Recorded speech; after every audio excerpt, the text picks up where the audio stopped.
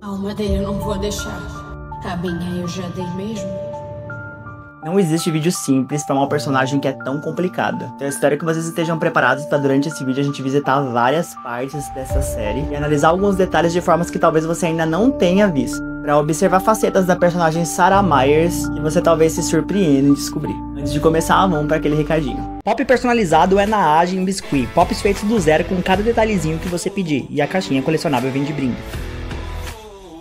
A Sarah chegou na cidade com o seu irmão Nathan, e pelo que ela relata, ele tinha ido salvar ela de um namorado abusivo. Ele estava trazendo ela para casa quando eles se depararam com a árvore na estrada. E desde então os dois permaneceram na cidade, a Sarah trabalhando como garçonete no restaurante e o Nathan trabalhando no celeiro cuidando dos animais. Pelo menos até o pior acontecer e a Sarah ter que se despedir do irmão dela. A Sarah foi a primeira personagem humana que a gente viu matar alguém na série. E isso foi logo nos primeiros episódios, quando ela assassinou o Tobey logo depois de dar um beijo nele. Essa cena pode parecer confusa pra você, mas talvez tenha revelado um pouco sobre a intimidade da Sarah. A gente vê ela ali beijando o Tobey pra acalmar ele, e talvez essa fosse a forma que ela acalmava o namorado dela, que a gente ainda não sabe se ele era agressivo, quais eram as características dele, mas a gente sabe que ela descreveu ele como alguém abusivo. Então talvez essa fosse a forma com que ela controlava os surtos dele, dando um beijo. E o que acontece em seguida talvez tenha sido inspirado no que ela tinha vontade de fazer com esse namorado dela, que foi assassinar o Tobey sem nem pensar duas vezes.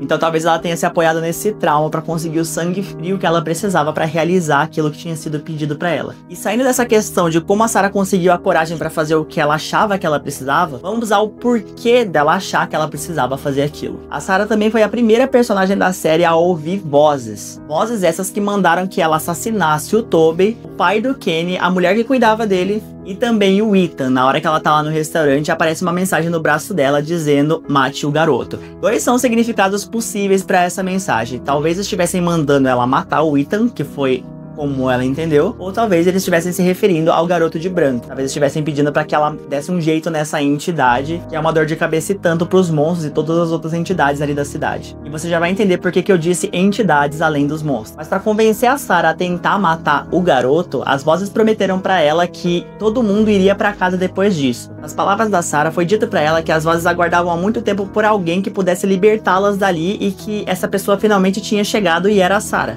E não necessariamente as vozes mentiram a respeito de todo mundo ser libertado após a morte do Ethan. Eu expliquei em um outro vídeo aqui que o sacrifício que tornou os monstros imortais foi feito de maneira incompleta porque faltava um menino. Por conta disso, os monstros nasceram com a limitação de não poder andar durante o dia e só poderem sair à noite. Então, se a Sarah completasse o sacrifício com um menino a mais, os monstros conseguiriam a vida imortal que eles tanto querem. E completando o objetivo deles, talvez significasse ali que eles libertassem as pessoas da cidade. Não porque eles são bonzinhos, mas porque se tem uma coisa que os monstros da cidade entendem é que eles têm que honrar os pactos deles. A gente ainda não tem certeza sobre como funcionam acordos com os monstros, porque ninguém que fez um acordo com eles até agora conseguiu cumprir esse acordo. A gente tem a Sarah, que recebeu a missão ali de matar o Ethan e não conseguiu, e a gente tem o Eldin, que também recebeu um pedido ali na terceira temporada que ele não foi capaz de cumprir. Então a gente ainda não sabe se os monstros cumpririam com a parte deles ou não. Ou será que a gente sabe? Porque existem dois outros personagens que talvez tenham feito acordos com os monstros, e se isso for verdade, eles realmente receberam aquilo que foi prometido pra eles. Esses dois personagens são a Donna. Se você quer saber qual é o possível acordo que ela fez, o vídeo vai estar aqui no card e também aqui na descrição. E o Randall, cujo acordo pode significar a morte da personagem Christie. Esse vídeo também vai estar aqui no card e também aqui na descrição. Dentre todas as vozes que a Sarah ouviu até agora, talvez a mais relevante tenha sido a da Abby, que pediu para que ela informasse ao bode que existem coisas muito piores do que os monstros na floresta. E que entidades seriam essas, às quais a Abby se referiu que seriam piores do que os monstros que a gente já conhece? A gente ainda não sabe quais vão aparecer, mas eu vou dizer pra você que duas delas já apareceram e talvez você também não tenha percebido. A primeira delas é aquela criatura que se manifesta através das cigarras que habita o plano dos sonhos. A Sarah disse que o monstro estava rindo deles pelo bode ter trazido ele pra cidade. Então esse monstro que se manifesta ali por meio das cigarras é um ser que habitava no plano dos pesadelos. A própria Sarah falou em um determinado momento que eles estavam possivelmente vivenciando o maior pesadelo do Nathan, que eram as cigarras. E essa suposta entidade que habita o mundo dos sonhos não tem as limitações que os monstros têm. Ela percorre livremente os sonhos das pessoas, quase como o Fred Krueger ali, e pode fazer o que quiser com elas no mundo dele. As coisas que me levam a crer nessa entidade ser apenas uma é que as pessoas que morreram quando dormiam, morreram uma de cada vez. Se aquele monte de cigarra que tava na cidade podia matar as pessoas dormindo, mais mortes simultâneas aconteceriam. Mas aparentemente essa entidade que trouxe à tona o pesadelo do Nathan e de outros personagens também, focava em uma pessoa de cada vez, não sendo, portanto, onipresente como a gente pensava. De qualquer forma, essa primeira entidade foi posta pra fora do jogo quando o bode destruiu a caixinha de música. Aparentemente isso fez com que ela morresse, sumisse, a gente ainda não sabe. Porque ainda existem resquícios desses pesadelos atormentando, por exemplo, o Randall que vive escutando o barulho das cigarras. E a segunda entidade que a série indica que existe vai ressignificar aquela cena em que o bode mata um monstro. Se eu perguntasse pra você agora, o que matou aquele monstro quando o bode transferiu o sangue pra ele? Eu vou dar 5 segundos pra você comentar aqui. Eu tenho quase certeza que você respondeu que o que matou aquele monstro foram os vermes que foram pro corpo dele através do sangue do bode, certo?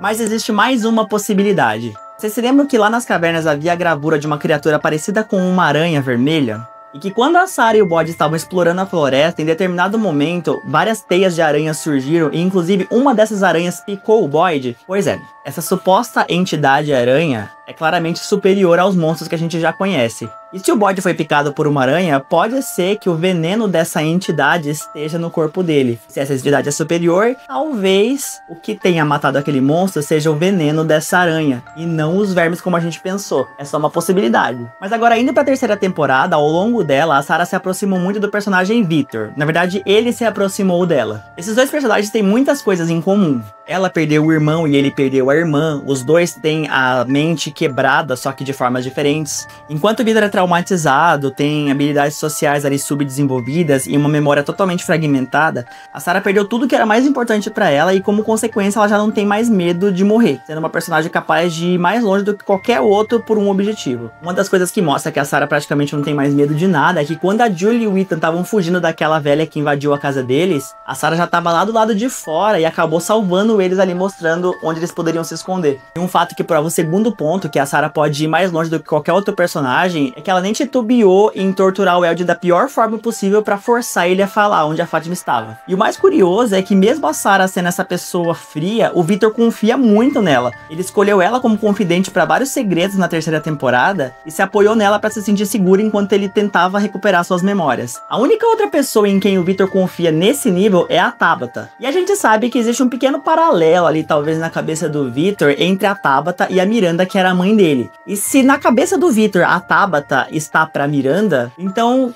quem seria o paralelo da Sarah? Se você pensou na Heloise, você acertou. Ele até chega a dar um sutil sinal disso quando ele diz que a Sarah mora na casa que era a favorita da Heloise. E as ligações entre a Sarah e a Heloise não param por aí. Existem alguns roteiros vazados da quarta temporada que dizem que pra fugir do Eldin, que vai estar buscando vingança, a Sarah vai correr pra floresta e lá ela vai encontrar uma cabana onde quem tá morando? A Heloise. Essa parte é só especulação, tá? E se vocês quiserem um vídeo completo sobre esses vazamentos da quarta temporada, comentem aqui embaixo. Mas essa aproximação entre a Sarah e o Victor pode significar que os dois vão ter uma grande relevância na próxima temporada. Eu já adianto pra vocês que eu não acho que esses dois personagens vão morrer tão cedo, porque eles são simplesmente a soma de uma pessoa que não tem medo de nada com a pessoa que mais sabe a respeito da cidade. Além disso, os dois são ajudados ali pelo menino de branco. Então eu acho que a sobrevivência dele tá mais do que garantida aí num futuro próximo. Só existe uma única diferença entre esses dois personagens que talvez valha a pena mencionar. A Sarah pertence à cidade, e lá no começo da série foi dito que os cidadãos da cidade querem voltar pra casa. E o Victor pertence à Casa Colônia, e as pessoas da Casa Colônia apostam no presente e não ligam muito pra essa coisa de voltar pra casa. A própria líder da Casa Colônia, que é a dona, é contra as iniciativas que eles tomam de tentar achar um caminho pra voltar. Então, se em algum momento essa divergência entre os dois entrar em conflito, quem sabe o que pode acontecer. E além do Victor, tem mais uma personagem que se aproximou da Sarah na última temporada. Eu tô falando da Julie. Na visão da Julie, a Sarah é alguém que pode ajudar ela a não perder o controle. E essa aproximação reforça ainda mais que a Sarah vai ter uma grande relevância na próxima temporada. Afinal de contas, a Julie pode ser a chave pra gente descobrir tudo o que realmente está acontecendo naquele lugar. Se você não tá entendendo do que eu tô falando, confere aqui embaixo também um vídeo que eu fiz só sobre a Julie. No fim das contas, parece que o destino da Sarah vai ser pautado pelo único objetivo que ela ainda tem: impedir que a cidade quebre o Boyd, ultrapassando qualquer limite aí para que ele próprio não tenha que fazer isso. A gente tem uma personagem que tá em busca de redenção, e nas palavras dela, ela vai fazer qualquer coisa pra se sentir uma boa pessoa de novo. Era isso, eu espero que vocês tenham gostado desse monte de informação aí que veio nesse vídeo. Se vocês quiserem mais detalhes sobre alguma parte dele, comenta aqui que eu faço um vídeo dedicado a esse tema que vocês escolherem. Se você ainda não é inscrito, se inscreve aqui no canal, deixa o seu like nesse vídeo. Eu tô muito feliz porque o nosso canal tá crescendo. Essa semana a gente acabou de bater 2.000 inscritos, e eu agradeço vocês demais por isso. Se você ainda não conferiu os vídeos anteriores, tem uma playlist completa aqui só sobre Origem, e eu espero que vocês curtam. Era isso e até o próximo vídeo.